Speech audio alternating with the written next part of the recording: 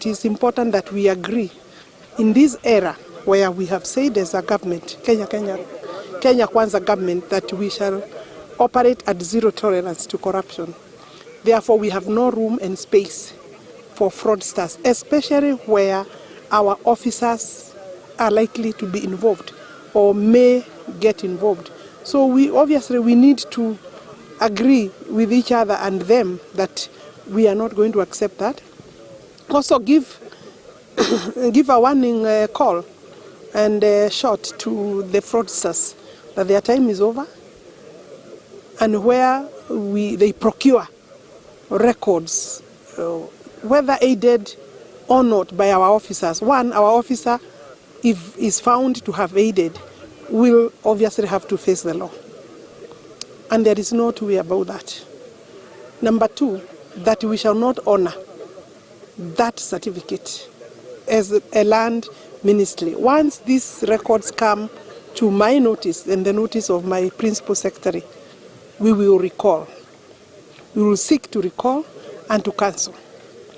We are no longer going to tolerate a situation where fraudsters are evicting owners, true owners of land from their spaces, from their property. We want to promise Kenyans that we are serious in the handling, the manner of handling of their court record, their documents, their land records, and of course with digitization, we expect to reduce fraud and interference and disappearance of records through digitization. That is really a key achievement, and we will keep on talking about it, and we are working towards taking it to the entire country. It also provides better security for the land records. I don't see why we are making a controversy. You know, people now have seen that the housing program is actually succeeding. One, it is providing currently over 110,000 young Kenyans of all structure in terms of skills, knowledge, masons, mama mbogas are there cooking their food, kiosk owners can now supply food to those people, cement owners, chuma owners, wood, basically doors and hinges, and all these people being affected. One single unit is able to provide employment or income to 8 to 10 people. One single unit. If we succeed in building, and that is our objective, building 200,000 units, a minimum of 200,000 units, times 10 people, I guess the mathematics is clear. 2 million Kenyans will be accessed to jobs. And therefore, I think the question should be, how many more are you able to build? Not whose land are you taking. The land is Kenyan land, it's Kenyan property, it's public property. We are giving these houses to Kenyans who are the owners. We are simple custodians. We are simply the custodians. Obviously, every state department is supposed to correct its revenue or shut revenue source losses and enhance its revenue collection. If we have enhanced services, if we have expedited service delivery, we expect to enhance our revenue by a minimum of 5 times where we were. I think we were around maybe correcting stamp duty 14 billion. This is where we are now. Yes, and we hope to actually go maybe double that, 14 billion per annum. So we want to compete with the best. If the best is Kenya Revenue, we'll compete with them. Kenya Revenue is receiving from all of us. But if the best is police, if the best is mining, we want to compete with the best. And because we have records, we want to compare ourselves with the best so that we can catch up. We believe that under this State Department, because of the land properties being, we have a new industry. The housing industry is very vibrant now, and I can tell you, by what the program of housing is doing, private investors in terms of housing will increase, and more houses will be built. So we expect to collect revenue from there. Every allotment letter gives you the terms of that allotment. It also gives you, in that list of terms, it provides for the period within which you should meet the conditions. You know, the conditions set out in the simple letter of, and it's a one page. Most of the times it is one page document.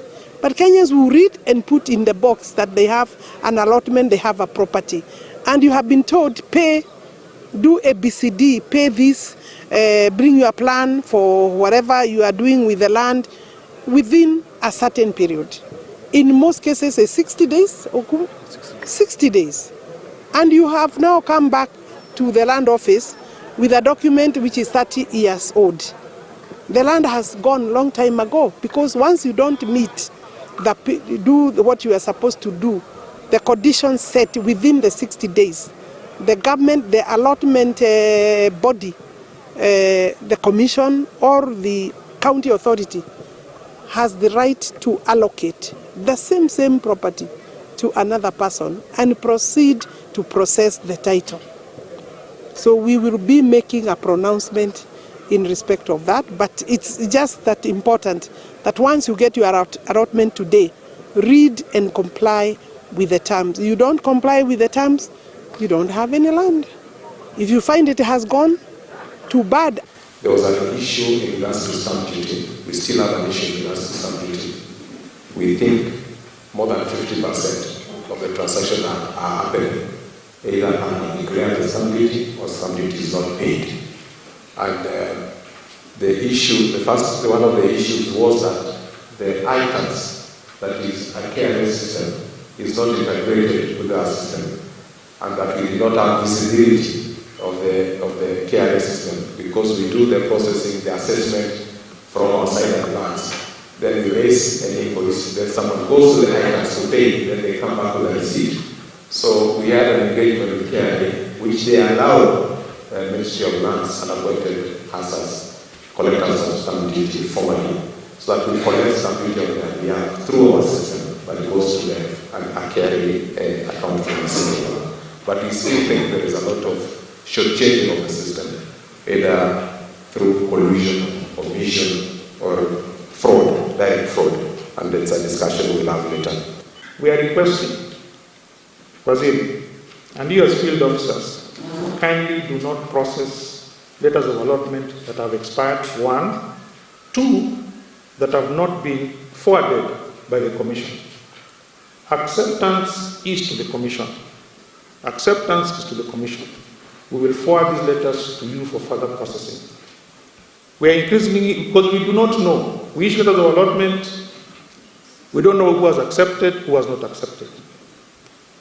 But processes continue. So I think in the spirit of collaboration, we are requesting that when we issue letters of allotment, we expect those to whom we have issued on your behalf, or behalf of the county government, to accept them by returning them to us. We will forward them to you. That way, we have a record of what has been accepted, and we can be able to trace back in case there are any fraudulent activities. I'm sure even for the officers from the DCI who are here and the SEC, we'll find it a much easier process to follow, because they're not the critical things that come in court while these letters of allotment accepted. We are witnessing cases where letters that were issued in 1985, in 1990, 2000, where the acceptance was done in 2023. Yet other people may actually end up being on the land.